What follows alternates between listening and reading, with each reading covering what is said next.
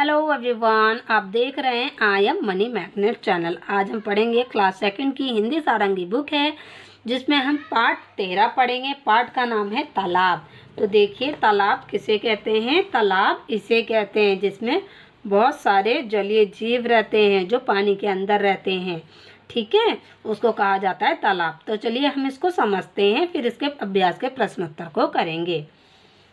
इस तालाब का नाम छोटा तालाब है। इस तालाब का नाम छोटा तालाब है। क्यों है? क्योंकि ये छोटा सा है, इसलिए इसका नाम छोटा तालाब रखा है। नेक्स्ट है, यह तुम्हें कई लोग दिखेंगे। और यहाँ पे तुम्हें क्या है? कई लोग दिखेंगे, यानी कि जीव कई लोग दिखेंगे। जैसे केचुआ।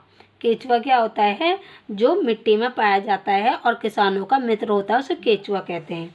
सांप, केकड़े, मेंढक, कान खजूरे, 2 कछुए और उनके 7 बच्चे। यहाँ पे आपको इस तरीके के जीव मिलेंगे और उनके साथ 2 कछुए और उसका एक बच्चा भी मिलेगा। ओके। मछलियाँ पता नहीं कितनी होंगी। इस छोटे से तालाब में मछलियाँ बहुत सारी होंगी, यानी मच्छर जैसे कई उड़ाकू तुम्हें वहाँ मिलेंगे। तितलियाँ, गिलहरियाँ, चींटियाँ, कभी कभी छिपकलियाँ और गिरगिट इधर चले आते हैं।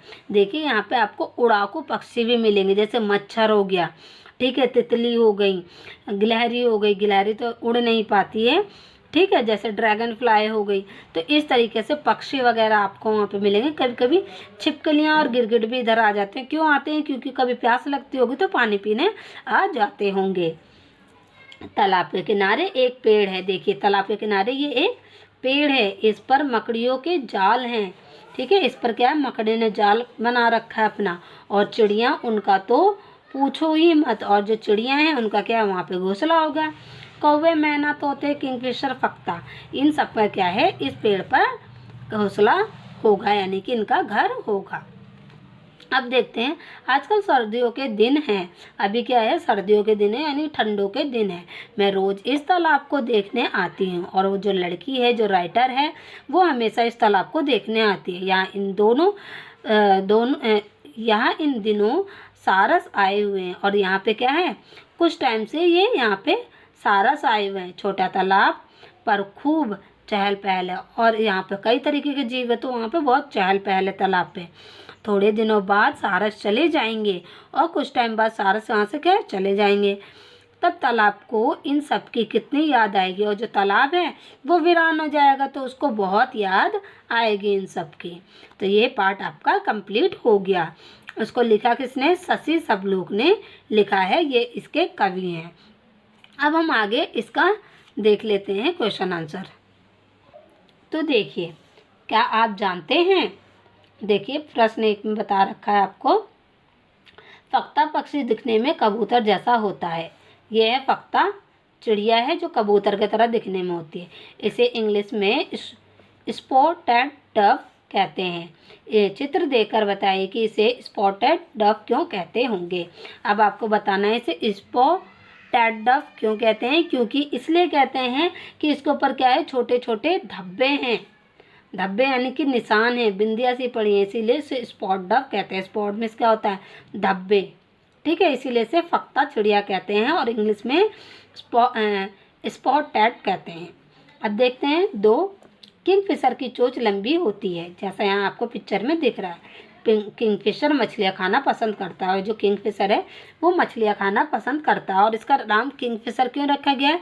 क्योंकि इसे मछलियाँ ही खाना ज़्यादा पसंद है, इसलिए इसे किंगफिशर कहा जाता है, यानी मछली पकड़ने वाला राजा। अब देखते हैं आगे बातचीत के लिए। प्रश्न नंबर 1, इस तालाब को छोटा तालाब क्यों कहते होंगे? तो देखिए, इसका उत्तर आप लिखेंगे, यह तालाब आकार में छोटा होगा, इसलिए इस तालाब को छोटा तालाब कहते होंगे। ठीक है। प्रश्न नंबर 2, इस तालाब में कौन कौन से जीव हैं? इस तालाब में कौन कौन से जीव मैंने बताया था आपको? केचुए, सांप, केकड़े, मेंढक, कान खजूरे, 2 कछुए और उनके बच्चे। सर्दियों में सारस भी आते हैं। तो ये जीव हमें वहाँ पे मिले थे। प्रश्न नंबर 3, तालाब के पास इतने सारे जीव क्यों रहते होंगे? तो इसका उत्तर क्या लिखेंगे आप? तालाब में पानी और पानी में बहुत से जीव जंतु रहते हैं। जीवों को आसानी से खाना पीना मिल जाता होगा। वैसे भी तालाब बहुत सुंदर है। अब है प्रश्न नंबर 4, तालाब को किनकी याद आएगी और क्यों। देखिए जो तालाब है वह उसको किसकी याद आएगी और क्यों। तालाब को सारस की याद आएगी क्योंकि सर्दियों के बाद वे यहाँ से चले जाएंगे। सारस कब आते हैं, सर्दियों में ही आते हैं। ठीक है। अब प्रश्न नंबर 5, कहानी के इस वाक्य में उड़ाकू का अर्थ क्या हो सकता है।